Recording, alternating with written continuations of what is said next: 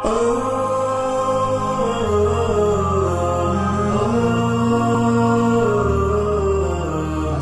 my dear brothers and sisters. Welcome back to TOF 2015 here in PICC Putrajaya, and I'm here with old friend Shaykh Wasim Kempson that I had the pleasure to meet in London a few months back. So how have you been since last time? Bismillah, alhamdulillah, I've been absolutely fine. Time's flying, as usual. It's good to see you again. Mashallah.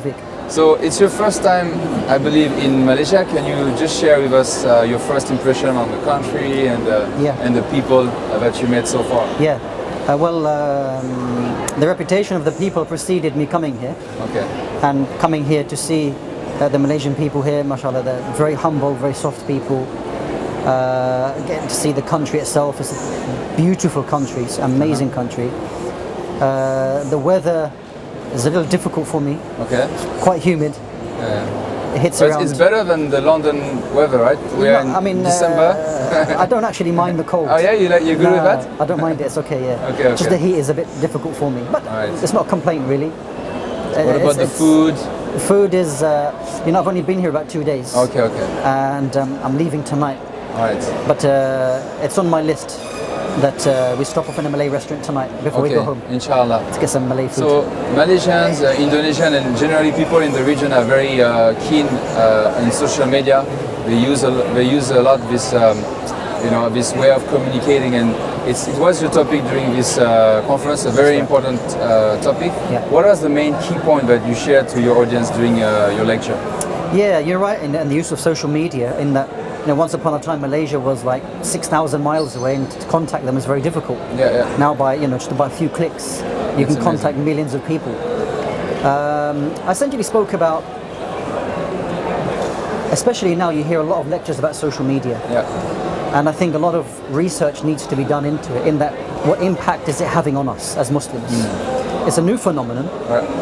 Let's give it 7 or 8 years with Facebook and Twitter and so on. It's relatively new.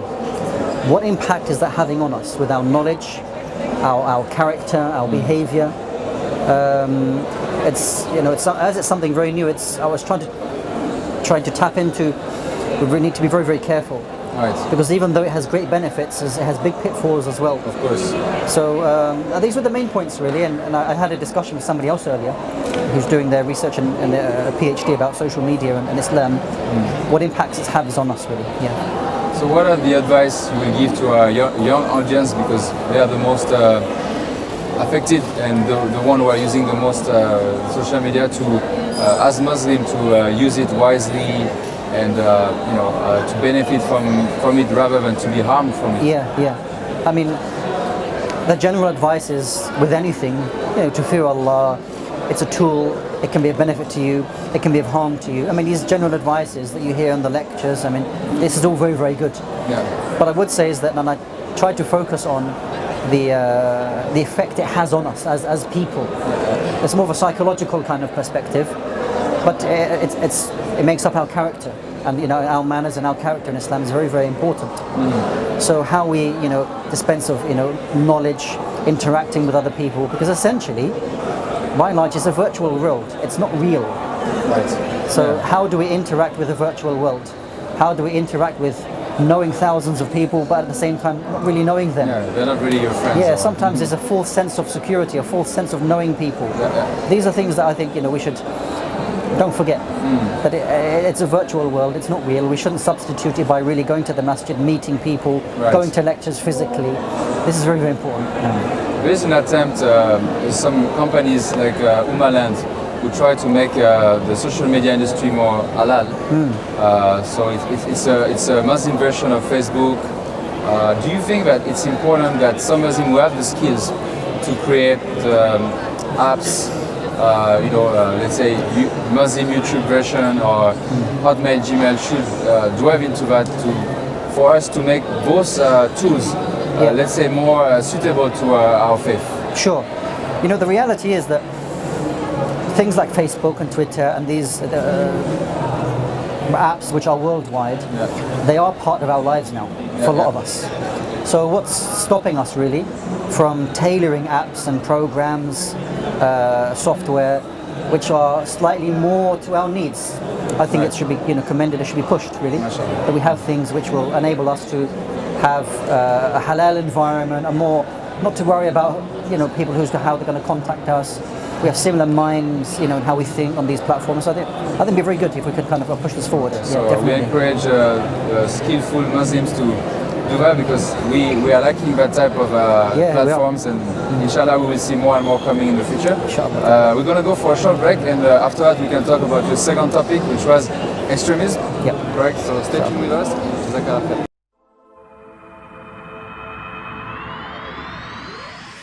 I found the truth. I found the truth. Я нашел правду. J'ai trouvé la vérité. Ich habe die Wahrheit gefunden. Ik heb de waarheid gevonden. Ho scoperto la verità. He encontrado la verdad. I found the truth. Saya jumpa kebenaran. ขอได้พบความจริง I am Muslim. I'm Muslim. Я мусульман. Je suis musulman. Ich bin Muslim. Ik ben een moslim. Adesso sono musulmano. Y por eso, ahora soy musulmán. I'm a Muslim Sekarang saya Muslim. ตอนนี้ค่อยเป็นมุสลิม ربيعا أنت والعطر الرداء حرر النفس ولا تحيا هباء يا ربيعا أنت والعطر الرداء خذ قرارا وانطلق لا تنتظر ليس كل الناس أهل للعلاء خذ قرارا وانطلق لا تنتظر ليس كل الناس أهل للعلاء ليس كل الناس أهل للعلاء بسم الله الرحمن الرحيم إذا جاء نصر الله والفتح ورأيت الناس يدخلون في دين الله أفواجا فسبح بحمد ربك واستغفره إنه كان توابا لا تبالي فالمعالي بالتحدي لا سواه كن سعيدا كن فريدا عش بفخر في الحياة لا تبالي فالمعالي بالتحدي لا سواه بالتحدي لا سواه Assalamu alaikum, welcome back to Twins of Faith 2015 with Shaykh Wasim Kempson talking about extremism. That's a big word. How do we define that, and what are the things we should do to avoid it? Sure. Inshallah. Yeah, I mean it's a common word, extremism, radicalisation, and a lot of it's directed towards Muslims and directed towards Islam. I guess I was talking about Muslims really reclaiming our religion, if you like, and reclaiming our reputation as God-fearing people, having good character, being just and fair people. I think for too often we've been taking a back seat and watching what's been going on, and unfortunately there are individuals who use the religion in the wrong way, use Islam in the wrong way, and they're called extremists. And a lot of non-Muslims are confused that is this really Islam? Because we've not been proactive enough. We need to push ourselves forward and let our reputation as Muslims and allow Islam to be an example for other people, so that they can view that this is extreme, it's got nothing to do with Islam, that we don't feel forced, that we need to come out and start condemning and defending Islam.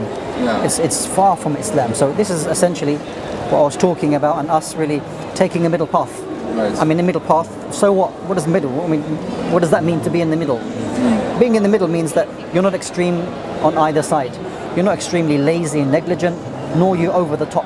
You take that middle. So that's the context of being in the middle. Allah tells us in the Quran, وَكَذَلِكَ جَعَلْنَاكُمْ أُمَّةً وَسَطًا, that indeed we made you a middle nation. But middle in what? Not being extreme or being lazy and negligent. So this is essentially what my lecture is about. There's a current thinking, especially developed in my country, in France, which is very extremist to me, which is a concept of no religion. Yeah.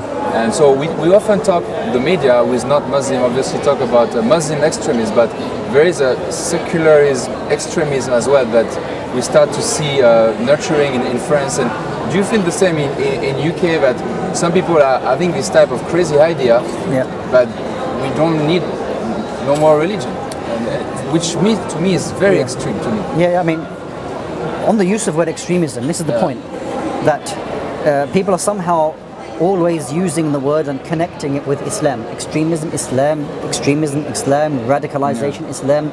We need to make clear that extremism comes in so many different forms. Right. You can have extreme thinking about doing away with religion completely, not accepting religion. That's an extreme, way of thinking. Things like, and it happens in the UK, unfortunately, that you do find individuals or movements that go to extremes in their behaviour, but they're not called extremists. They're called, they're given different titles. Just simple like criminals. But there's extreme behaviour. Why is it that extreme radicalisation has to be attached to Islam and has to be attached to Muslims?